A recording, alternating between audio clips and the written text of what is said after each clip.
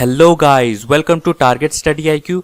आज मैं आप सबके लिए लेकर आया हूं बायोलॉजी के टॉप 52 क्वेश्चंस जो कि आगामी आरआरबी, रेलवे, एनटीपीसी और ग्रुप डी के लिए बेहद महत्वपूर्ण होंगे। तो चलिए शुरुआत करते हैं।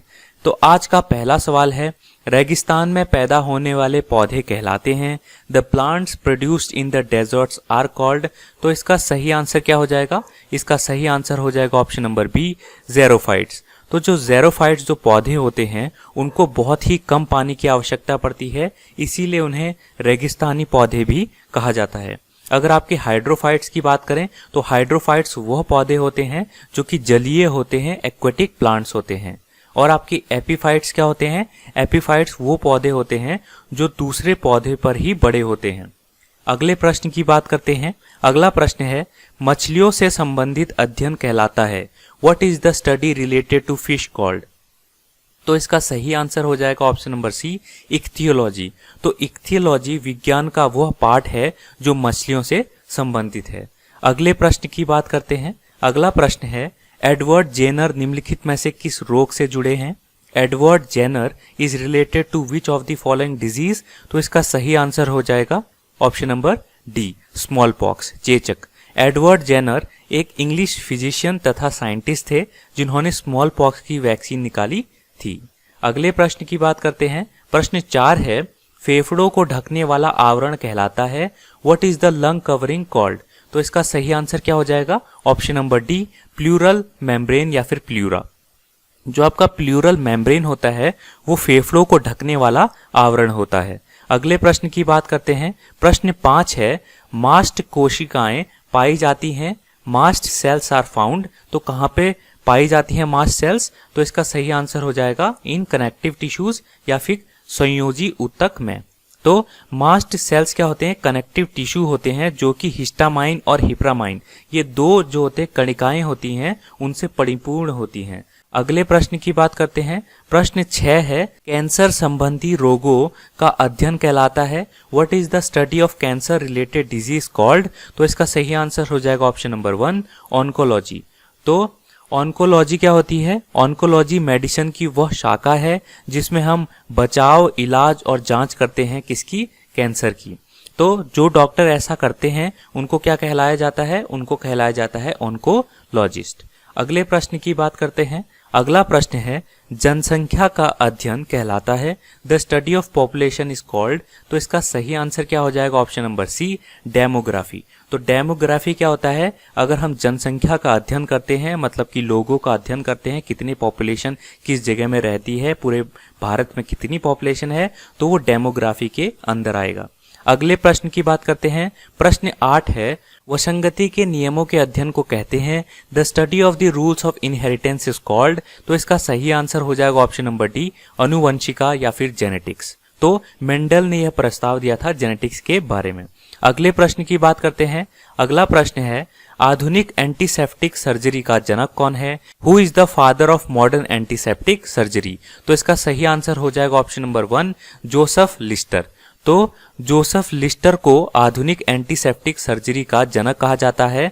उन्होंने कार्बोलिक एसिड, जिसे हम फिनॉल भी कहते हैं, उसे एंटीसेप्टिक की तरह यूज किया था। अगले प्रश्न की बात करते हैं। प्रश्न 10 है, अस्थियों का अध्ययन विज्ञान की किस शाखा के अंतर्गत किया जाता है? The bones are studied under which branch of science. तो इसका सही आंसर हो जाएगा option number C, osteology. Osteology में डिटेल्ड अध्ययन किया जाता है बोन्स, हड्डियों के बारे में, दांत के बारे में और उनके कार्यप्रणाली, बीमारी, ढांचा, उनकी क्षमता आदि चीजें पढ़ी जाती हैं। अगले प्रश्न की बात करते हैं। अगला प्रश्न है, निम्नलिखित में से कौन सा ऊतक घाव भरने में सहायक होता है? Which one of the following tissue helps in wound healing. तो इसका सही आंसर हो जाएगा ऑप्शन नंबर बी, एपिथेलियम ऊतक, एपिथेलियम टिश्यू। तो एपिथेलियम जो आपकी टिश्यू होती है, अगर ज़्यादा पाई जाए तो इसका मतलब होता है कि घाव भर रहा है सफलतापूर्वक। अगले प्रश्न की बात करते हैं। 12वां प्रश्न है, जीन अवस्थित होते हैं वेयर आर जीन्स लोकेटेड। तो जीन्स कहाँ पाए जाते हैं? तो जीन्स पाए जाते हैं गुणसूत्रों में, इन क्रोमोसोम्स। जीन्स हमारे क्रोमोसोम्स यानी कि गुणसूत्रों में पाए जाते हैं और उन्हें टेलीमोर प्रोटेक्ट करता है, मतलब बचाता है। अगले प्रश्न की बात करते हैं। प्रश्न 13 है, वायु एवं जल की क्रिया द्वारा भूमि का हटाव कहलाता है। What is the removal of land by the action of air and water called? तो इसका सही आंसर हो जाएगा ऑप्शन नंबर 1 अपरदन, मतलब कि इरोजन। जब बहुत तेज हवा, भारी बारिश और पेड़ काटे जाएं तो अपरदन या फिर इरोजन हो जाता है। अगले प्रश्न की बात करते हैं। अगला प्रश्न है, एपिफाइट्स बहुत अधिक विकसित होते हैं। ऐसे पौधे होते हैं जो अन्य पौधों पर निर्भर करते हैं। Epiphytes are very high growing plants that depend on other plants for. तो इसका सही आंसर हो जाएगा ऑप्शन नंबर डी, यांत्रिक मदद हेतु, फॉर मैकेनिकल हेल्प। तो एपिफाइट्स डिपेंड करते हैं दूसरे प्लांट्स पर यांत्रिक मदद हेतु। अगले प्रश्न की बात करते हैं। अगला प्रश्न है, निम्नलिखित में से कौन ऊतक का उदाहरण है? विच of the following is an example of tissue? तो इसका सही आंसर हो जाएगा ऑप्शन नंबर 1 रक्त या फिर ब्लड। अगले प्रश्न की बात करते हैं। प्रश्न 16 है, मनुष्य के शरीर में पेशियों की कुल संख्या कितनी होती है? What is the total number of muscles in the human body? तो इसका सही आंसर हो जाएगा ऑप्शन नंबर सी 639 मसल्स। अगले प्रश्न की बात करते हैं। प्रश्न 17 है, प्रतिवर्ती क्रियाओं का नियंत्रण केंद्र कहाँ पर है?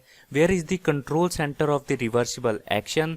तो इसका सही आंसर हो जाएगा option number B, vertebrates in the cord में या फिर केशरुक रज्जु में।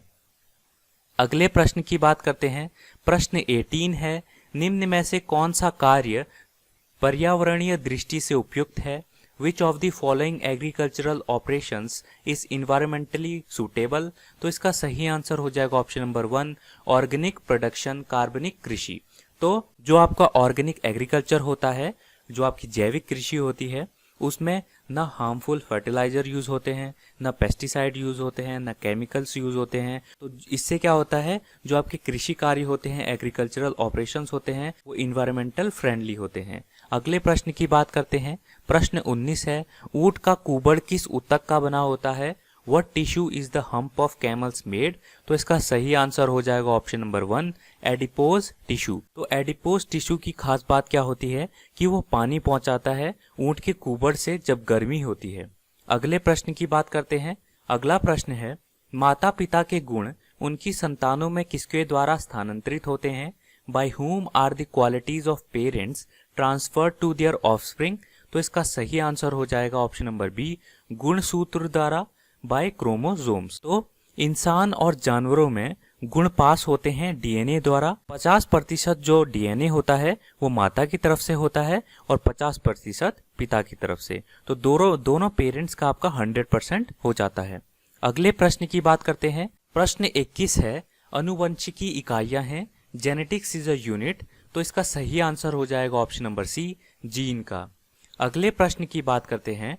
प्रश्न 22 है, वैश्विक तापन के फलस्वरूप हो सकता है? What could global warming result? तो इसका सही आंसर हो जाएगा ऑप्शन नंबर बी, तट रेखा में परिवर्तन, changes in the coastline. तो वैश्विक तापन के फलस्वरूप समुद्र तल में वृद्धि होती है और इससे क्या होता है, आपके तट रेखा में परिवर्तन हो जाता है। अगले प्रश्न की बात करते हैं। प्रश्न 23 है, निम्न में से कौन एक शरीर को गर्म रखने हेतु उत्तरदायी है? Which one of the following is responsible for keeping the body warm? तो इसका सही आंसर हो जाएगा ऑप्शन नंबर 1 माइट्रोकॉन्ड्रिया। तो mitochondria is also called powerhouse of the cell. Powerhouse क्यों कहा जाता है? क्योंकि मनुष्य गर्म खून के होते हैं, इसीलिए माइट्रोकॉन्ड्रिया हर सेल को तेज गति से चलाता है, इससे बहुत गर्मी होती है। अगले प्रश्न की बात करते हैं।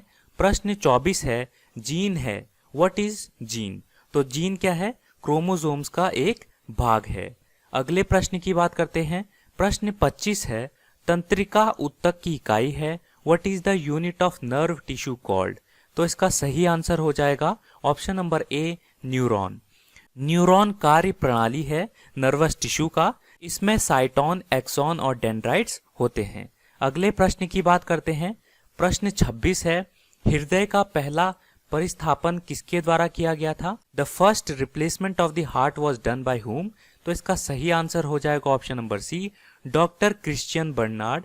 तो डॉक्टर क्रिश्चियन बर्नार्ड एक साउथ अफ्रीकन कार्डियोलॉजिस्ट थे, जिन्होंने दुनिया का सबसे पहला human to human heart transplant, मतलब कि हृदय का परिस्थापन किया था। अगले प्रश्न की बात करते हैं। प्रश्न 27 है, मोटापा निम्न में किसकी अधिकता के कारण होता है? Obesity is caused by the following. तो इसका सही आंसर हो जाएगा ऑप्शन नंबर डी, वसा ऊतक एडिपोज टिश्यू के द्वारा। तो हाइपोक्सिया इंड्यूसिबल फैक्टर 1 अल्फा यह एडिपोज टिश्यू में पाया जाता है जो कि मोटापे को बढ़ाता है। अगले प्रश्न की बात करते हैं। अगला प्रश्न है, निम्नांकित में कौन अधिकतम ध्वनि प्रदूषण का कारण है? What is the cause of maximum noise pollution of the following? तो इसका सही आंसर हो जाएगा ऑप्शन नंबर 1, जेट उड़ान, जेट फ्लाइट। अगले प्रश्न की बात करते हैं। अगला प्रश्न है, किसी जीवित देह के भीतर कोशिका या ऊतक की मृत्यु को क्या कहते हैं? What is the death of a cell और tissue within a living body called? तो इसका सही आंसर हो जाएगा नेक्रोसिस। नेक्रोसिस एक सेल इंजरी होती है जिससे सेल पूरा जीवन काल होने से पहले ही मर जाता है। अगले प्रश्न की बात करते हैं। अगला प्रश्न है, सबसे स्थायी पारिस्थितिक तंत्र है the most sustainable ecosystem is? तो इसका सही आंसर हो जाएगा ऑप्शन नंबर डी, समुद्र। अगले प्रश्न की बात करते हैं। अगला प्रश्न है, दांत का शिखर किसका बना होता है? What is the pinnacle of the tooth made up of? तो इसका सही आंसर हो जाएगा इनेमल। इनेमल से दांत का शिखर बनता है। अगले प्रश्न की बात करते हैं। अगला प्रश्न है, जीन का वर्तमान नाम वाले वैज्ञानिक हैं? Who are the scientist with the current name of the gene? तो इसका सही आंसर हो जाएगा ऑप्शन नंबर बी, जोहनसन। तो जोहनसन एक डैनिश फार्मासिस्ट थे, बॉटनिस्ट भी थे, बॉटनिस्ट मतलब पौधों से रिलेटेड, जेनेटिस्ट भी थे, जिन्हें जाना जाता है जीन्स के एक्सपेरिमेंट के लिए। अगले प्रश्न की बात करते हैं।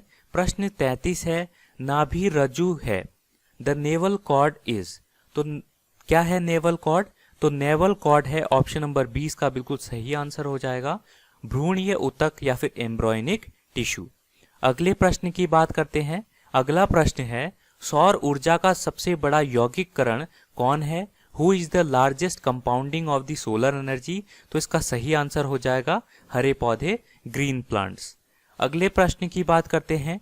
प्रश्न 35 है, ऊर्जा के किस रूप में प्रदूषण की समस्या नहीं होती है? In which forms of energy there is no problem of pollution? तो इसका बिल्कुल सही आंसर हो जाएगा सौर ऊर्जा, सोलर एनर्जी, जिसे आप धूप बोलते हैं, एक साफ ऊर्जा का प्रतीक है। अगले प्रश्न की बात करते हैं। प्रश्न 36 है, पारिस्थितिक विज्ञान इकोलॉजी का किससे संबंध है? Ecology is the relationship of dash? तो इसका सही आंसर क्या हो जाएगा?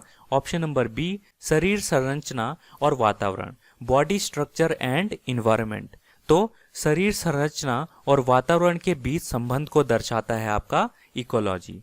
अगले प्रश्न की बात करते हैं।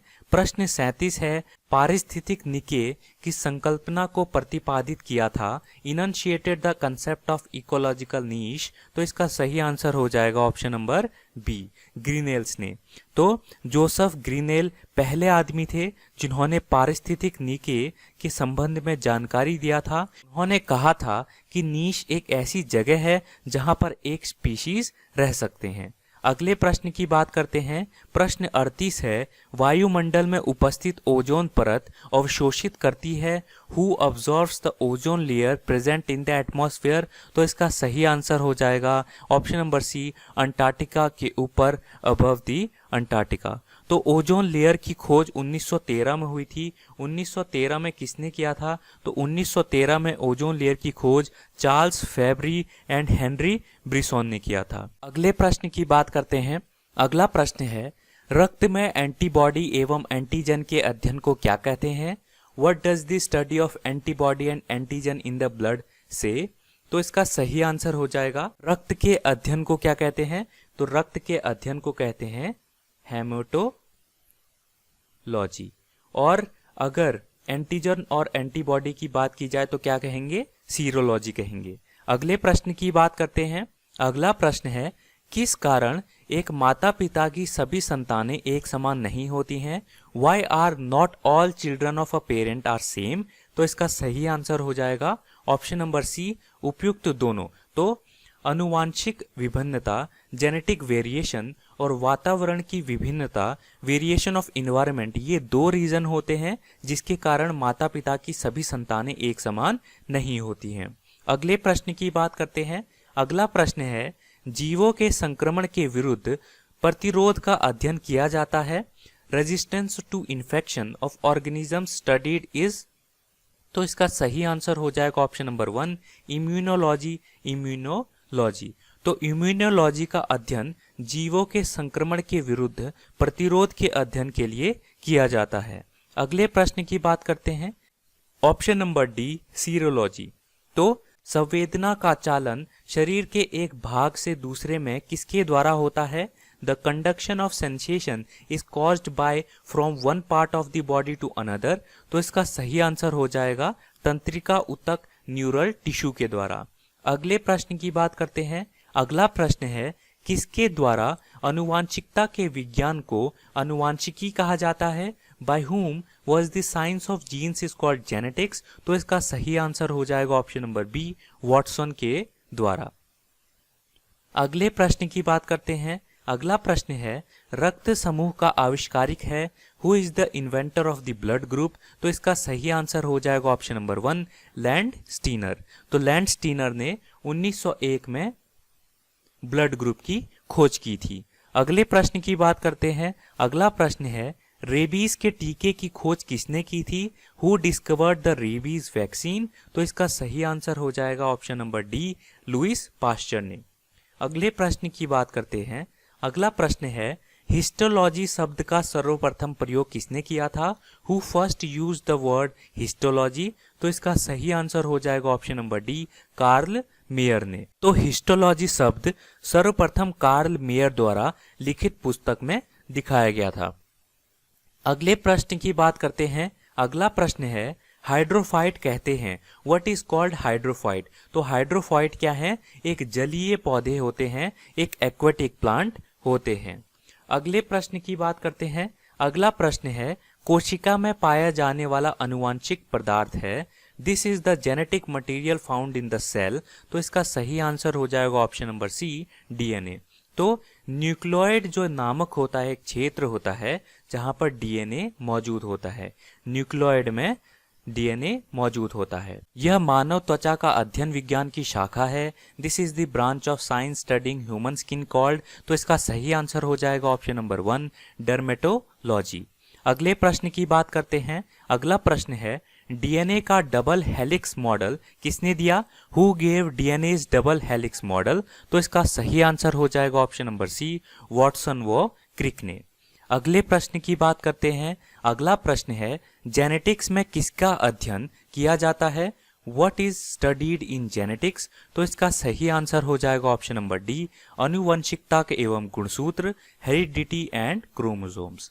अगले प्रश्न की बात करते हैं। अगला प्रश्न है, पर्यावरण के अजैव अवयव का उदाहरण है which is the example of the abiotic element of the environment, तो इसका सही आंसर हो जाएगा ऑप्शन नंबर सी एयर हवा।